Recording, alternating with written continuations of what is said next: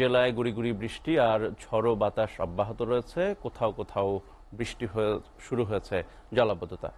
নিম্নচাপের প্রভাবে সারা দেশে গত 2 দিনে অতি ভারী বর্ষণ হচ্ছে। মৌসুমের সর্বোচ্চ বৃষ্টিপাত রেকর্ড হয়েছে কক্সবাজারে। বৃষ্টির কারণে ভোগান্তিতে পড়েছেন সাধারণ মানুষ। প্রতিনিধিদের পাঠানো তথ্য ছবিতে ডেস্ক প্রতিবেদন। কক্সবাজারে বঙ্গোপসাগরের ট্রলার ডুবিতে নিখোঁজ আরও 2 জেলে এবং পাহাড়ি ঢলের পানিতে নিখোঁজ এক কন্যা শিশুর মরদেহ উদ্ধার করা হয়েছে। শনিবার রাতে ইরানি সমুদ্র সৈকত এবং মহেশখালীর কোহিলিয়া নদী থেকে তাদের মরদেহ ভেসে আসে। এ নিয়ে পাহাড় ধস, ট্রলার ডুবি এবং বানের পানিতে তলিয়ে শিশুসহ মৃতের সংখ্যা দাঁড়িয়েছে 13 জনে। বঙ্গোপসাগরে ট্রলার ডুবির ঘটনায় 19 মাঝিমাল্লা উদ্ধার হলেও এখনও নিখোঁজ অনেক জেলে। চলতি মৌসুমে সর্বোচ্চ বৃষ্টিপাত রেকর্ড করা হয়েছে কক্সবাজারে। সমুদ্র বন্দরে এখনও বহাল 3 নম্বর সতর্ক সংকেত।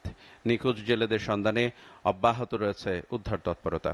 এদিকে ভারী বৃষ্টিপাতে প্লাবিত জেলার বিভিন্ন এলাকায় পানি নেমে গেলেও ভেসে উঠছে ক্ষতচিহ্ন।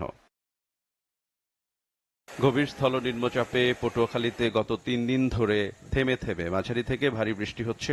শনিবার সকাল থেকে 24 ঘন্টায় জেলায় 221.7 মিলিমিটার বৃষ্টিপাত রেকর্ড করেছে আবহাওয়া অফিস। বৈরী আবহাওয়ায় জনজীবনে নেমে এসেছে স্থবিরতা। ভোগান্তিতে পড়েছেন খেটে খাওয়া সাধারণ মানুষ। বৃষ্টির পানিতে তলিয়ে আছে আমন ক্ষেত, এতে দুশ্চিন্তায় পড়েছেন চাষিরা।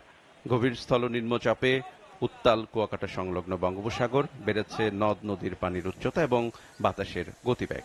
পায়রাসহ সব সমুদ্র বন্দরকে 3 নম্বর স্থানীয় সতর্ক সংকেত দেখিয়ে যেতে বলা হয়েছে। 17 ঘন্টা পর বরিশালের অভ্যন্তরীণ 10 রুটের লঞ্চ চলাচল স্বাভাবিক হয়েছে। আবহাওয়া পরিস্থিতি কিছুটা স্বাভাবিক হওয়ায় রোববার সকাল 9টার দিকে আবারও লঞ্চ চলাচল স্বাভাবিক হয়। এর আগে শনিবার বিকেল 4:30 থেকে বৈরী আবহাওয়ার কারণে বরিশালের অভ্যন্তরীণ রুটগুলোতে 65 ফুট কম দৈর্ঘ্যের লঞ্চ চলাচল বন্ধ করে দেয় কর্তৃপক্ষ।